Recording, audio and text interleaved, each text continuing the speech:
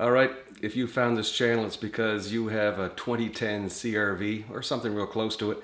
One of the Honda products that have this heater pipe that runs from the thermostat housing to the back of the engine into the heater core, essentially. Now it's called a pipe because it is a hard pipe. It's not a hose. It's not a rubber hose. And on mine, I just was driving along, started to smell some antifreeze. I know that smell, and then I stopped at a buddy's house and I could smell it stronger and looked under the car and I saw drips. It's amazing it wasn't just pouring out. You can see that, but I'll show that a little closer, maybe to this camera here. You can see that it has perforated holes right here. Look, I can see right through it. And then the nasty bit here, look at that, that's got a piece missing from it. And I'll show you that piece. It's right here. That's the piece that on the end, it goes inside the thermostat housing, and it just snapped off on it. Just, you know, the slightest movement and that snapped right off on me.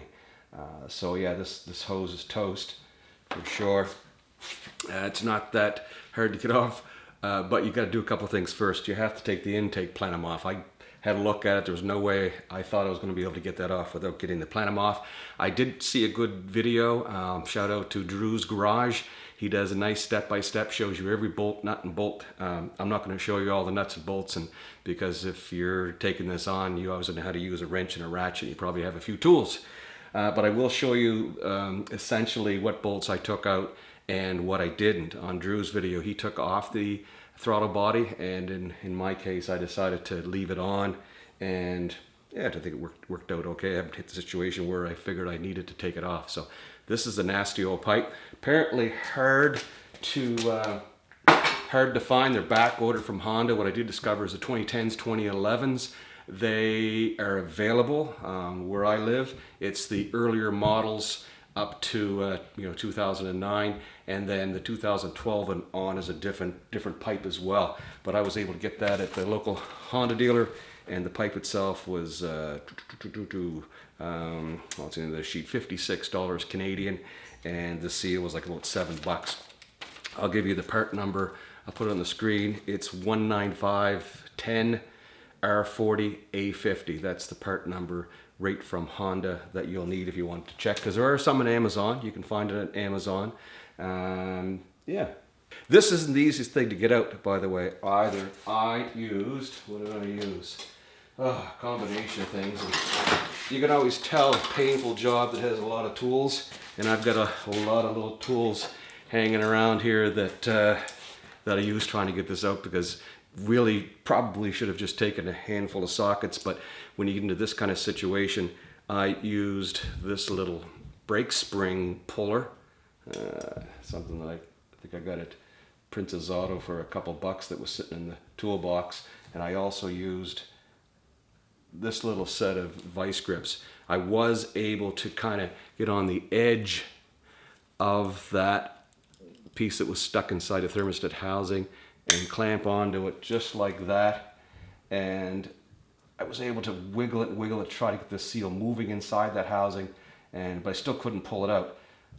I wore gloves because I kept banging my hands against that intake manifold. It was nasty, and then I managed to get this little hook down on the other side and pulling and boop, finally it gave birth, and it felt so good. Not that I know what giving birth feels like, but I imagine it probably felt good like that, getting that out. So that's the hardest part, is that. Now, since this was so difficult, I'm also going to put a starter on. Thinking to yourself, what does a starter got to do with putting that pipe on? But this car has about, I don't know, 200 and some thousand kilometers. Sorry, miles. It's a US car, and that's probably about 300 some thousand kilometers, I think it transposed to when I figured it out. So the starter that was down in there, which is very difficult to get at without taking the intake plenum off, it's right below that pipe. So, I mean, this was 250 bucks at the wholesaler. It's a rebuilt one. I could have put brushes in my old one, but what I saw when I looked down there is this rusty mess, and I thought, I'm going to put that all back together, and this thing's going to give it up. So I am going to put that in. It wasn't part of this job. You don't have to worry about putting a new starter on, but I'm going to. I think that's all I need to tell you in terms of what I needed to do. Starter bolts, there's only 2 starter bolts that hold the starter on. This the long one at the top, a short one at the bottom. I think one's 14, the other one's 17. Easy enough, and 2 wire connections. One for the solenoid, essentially comes from the ignition key relay, and the other one's the main battery power. So, you look down in here, and I'll just turn this on for you. The pipe resided right from the thermostat housing here, crosses up and goes underneath the intake manifold, and then goes to the back under there, under that outlet, right to the heater hose. Pretty simple, straightforward. The bolts you need to worry about taking out are these 2 top nuts, and 3 bolts in the bottom, 1, 2, 3, and then this little 4th sneaky one right there that was the trickiest to get to. All right, so just 1, 2, 3, 4 bolts and 2 studs. I think those are just alignment pins there. Yet nothing there. Those are just 2 alignment pins. And corresponding with that, there is the intake plenum.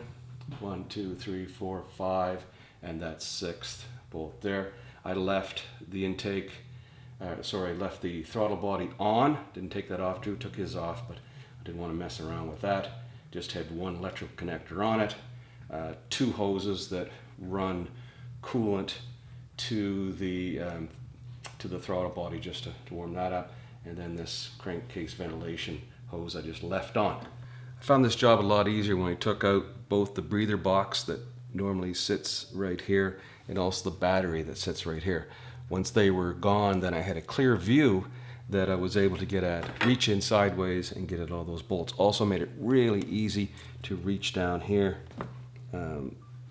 in this location where you have to start basically taking off the heater hose clamp for this heater hose. I got it kind of tucked up here, but that would sit right down here, right beside the other heater hose. So take clamp off, and then there's 1 bolt that's right here, right there, that holds a bracket on, and there's another one that's down here, right there. Kind of tricky to see, my fingers touching right here. That's another bracket that holds the pipe right here, and it also has a for a harness loom attachment, and there's where the other bolt goes. That's just below. It looks like a thermostat housing, but it's just the outlet, radiator outlet, and then also another wire loom attachment right here. This fitting, and where's the other one? Just one? Yeah, just that one. That fitting right there. That is where coolant comes out, and then comes up into your throttle body in order to warm up the throttle body. Just uses the engine coolant. That's it. I don't know.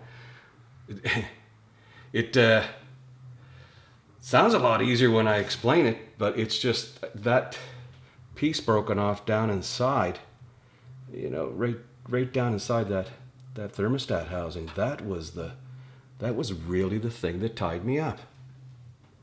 Now, I won't lie to you, this job is not that difficult in terms of, you know, getting the nuts and bolts out. I did have a couple that are a bit challenging because the heads were all rusted off in this salty climate we have.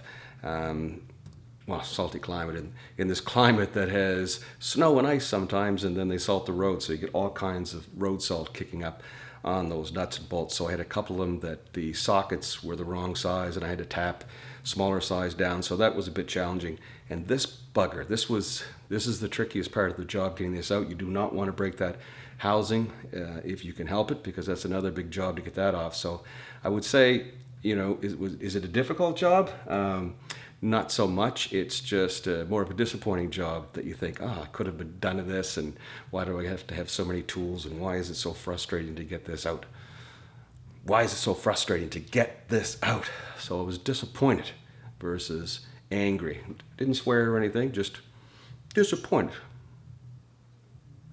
Another thing you can do when you have that plenum off, since it's you're going to have it off anyway, is you can get a light and you can actually look right down inside of the intake manifold.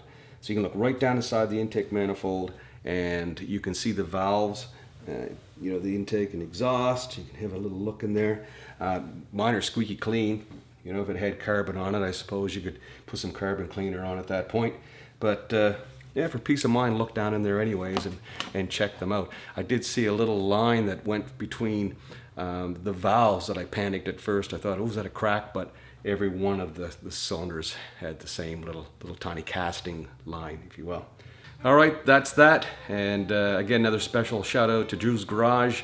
Your video certainly helped me get underway, and I was looking for something easier than taking that intake plenum off, but you pretty much confirmed that it has to come off. So you managed my expectations, my friend. All right, if you like this channel, don't forget to click like and subscribe and all that fun stuff, and check you next time.